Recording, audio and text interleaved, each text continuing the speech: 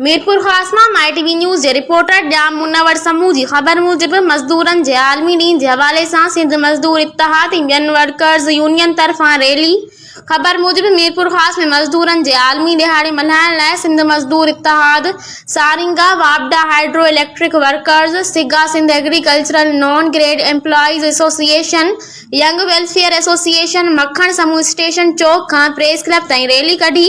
Rally खे ख़िताब कंदे हमीद चन्ना बार एसोसिएशन जे सदर अली हसन चांडियो, ताज बलोच, रज़ा मोहम्मद दल, ज़फर पंवर, मांझी समूह, ढोलण सिंधी, अरशद गुलाब, शबीर राजपूत, दयाराम कच्ची, मलूक हुजण चयो त असां शिकागो जे शहीदनि खे सुर्ख सलाम पेश था कयूं जिन ॾाढ सां मुहाॾो अटकाए पंहिंजा सिर कुर्बान कया।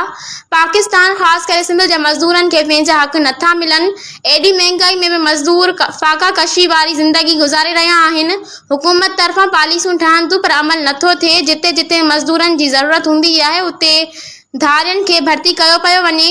न सुठी सिहत, न सुठी तालीम, न सुठी उजरत मिले थी। हिननि वधीक चयो त मज़दूरनि खे मज़दूर कार्ड ऐं संदनि औलाद खे स्कॉलरशिप ॾिनी वञे। रैली में औरतुनि बि वॾी तादाद में शिरकत कई।